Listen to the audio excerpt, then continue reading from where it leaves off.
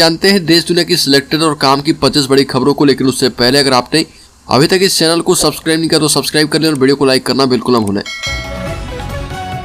असम के मुख्यमंत्री हेमंत बिस्वा शर्मा ने कहा कि बीजेपी नहीं चाहती मुस्लिम कई शादियां करें।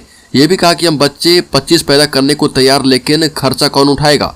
असम के मुख्यमंत्री हेमंत बिस्वा शर्मा ने कहा कि उनकी सरकार चाहती है कि प्रवासी मुस्लिम के बच्चे मदरसों में पढ़कर जुनाब इमाम बनने की बजाय डॉक्टर और इंजीनियर बने।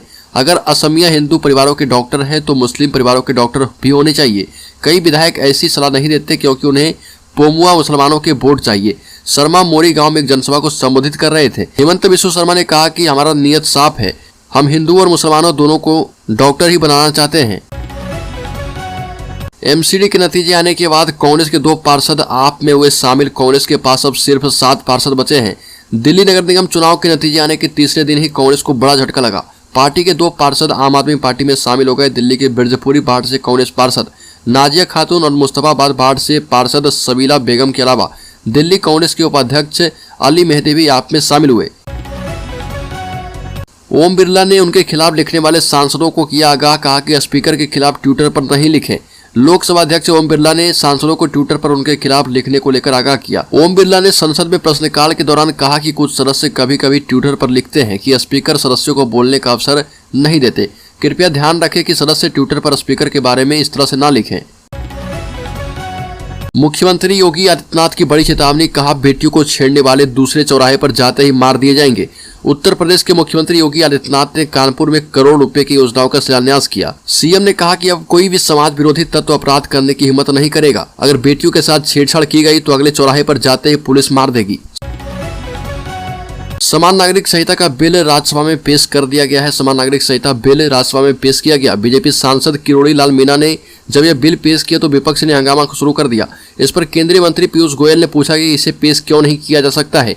विपक्ष ने बिल पेश करने को लेकर वोटिंग कराने की मांग उठाई। इसके बाद राज्यसभा के सभापति जगदीप धनखड़ ने वोटिंग के बाद इसे राज्यसभा में पेश किया।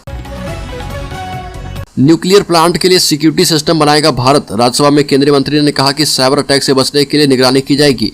साइबर अटैक से देश के न्यूक्लियर पावर प्लांट सिस्टम्स को बचाने को लेकर सिक्योरिटी सिस्टम बनाया जाएगा। इसकी जानकारी केंद्रीय विज्ञान और प्रौद्योगिकी मंत्री जितेंद्र सिंह ने राज्यसभा में दी और कहा कि nuclear power plant system internet से अलग है और न ही इसकी पहुंच प्रशासनिक नेटवर्क तक है। हालांकि अब न्यूक्लियर पावर प्लांट्स के लिए प्रशासनिक नेटवर्क को भी मजबूत किया जाएगा। अपने होम स्टेट में हार से जेपी नड्डा पर उठे सवाल। बीजेपी के राष्ट्रीय अध्यक्ष प्रकाश नड्डा के गृह राज्य हिमाचल में हुई पार्टी की करारी हार ने उनके नेतृत्व पर सवाल खड़े कर दिए। प्रधानमंत्री मोदी को चुनाव प्रचार में पूरी तरह झोंकने के बावजूद नड्डा हिमाचल को बीजेपी की झोली में नहीं डाल पाए। जेपी नड्डा भाप ही नहीं पाए कि हिमाचल में जयराम सरकार को लेकर जबरदस्त एंटी इनकम्बेंसी है। कॉलेजियम सिस्टम पर सुप्रीम कोर्ट ने कहा कि इसके खिलाफ टिप्पणी ठीक नहीं, नया कानून लाने से कोई रोकता नहीं। कॉलेजियम सिस्टम को लेकर जारी बयानबाजी के बीच सुप्रीम कोर्ट ने कहा कि इसके खिलाफ टिप्पणी नहीं करें। यह देश का कानून है और कानून का पालन सबको करना होगा। कोर्ट देश की अदालतों में जजों की नियुक्ति के लिए कॉलेजियम की ओर से सरकार को भेजे गए नामों से जुड़ी याचिका पर सुनवाई कर रहा था। कोर्ट ने पूछा कि सरकार और कॉलेजियम सिस्टम के बीच विवाद कब सुलझेगा। जब तक कॉलेजियम सिस्टम है इसका पालन करें।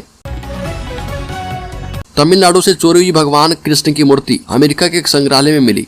तमिलनाडु के रामेश्वरम स्थित एक मंदिर से चोरी हुई भगवान श्री कृष्ण की नृत्य मुद्रा की मूर्ति अमेरिका के एक संग्रहालय में मिली। तमिलनाडु सीआईडी ने बताया कि 1966 में श्री एकांत राम स्वामी मंदिर से चोरी हुई मूर्ति अमेरिका के इंडियानापोलिस संग्रहालय में मिली है। हिंदू धार्मिक और धर्मांत विभाग के कार्यकारी अधिकारी की शिकायत पर अतिरिक्त पुलिस अधीक्षक जी बाल मुरुगन के नेतृत्व वाली टीम जांच में पाया कि मंदिर से 6 मूर्तियां चोरी हुई थी, जो कि अमेरिका में पाई गई।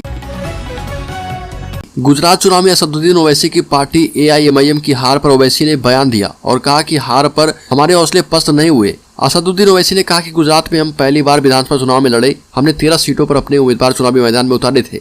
हमको कामयाबी नहीं मिली। इसके बावजूद हमारे हौसले पस्त नहीं है। मैं तमाम वोटरों का धन्यवाद करता हूँ। पाकिस्तानी रेंजर्स के कब्जे में बीएसएफ जवान। पंजाब में भारत पाकिस्तान इंटरनेशनल बॉर्डर पर तैनात बॉर्डर सिक्योरिटी फोर्स का एक जवान सुबह 7:30 बजे गलती से जीरो लाइन पार करके पाकिस्तानी इलाके में चला गया। घने कोहरे के कारण जवान से यह गलती हो गई। पाकिस्तानी एरिया में पहुंचते इस जवान को पाक रेंजर्स ने गिरफ्तार कर लिया। जवान बीएसएफ की 66वीं बटालियन का है। जैसे उसके बॉर्डर पार करने की सूचना मिली, आला अधिकारी हरकत में आ गए थे।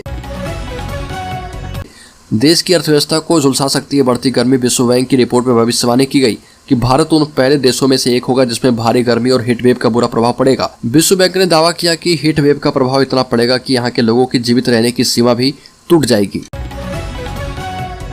देश में 50 शहरों तक पहुंची 5G स्पेक्ट्रम सेवाएं, 84,000 संस्थाओं को स्टार्टअप के रूप में मिली मान्यता।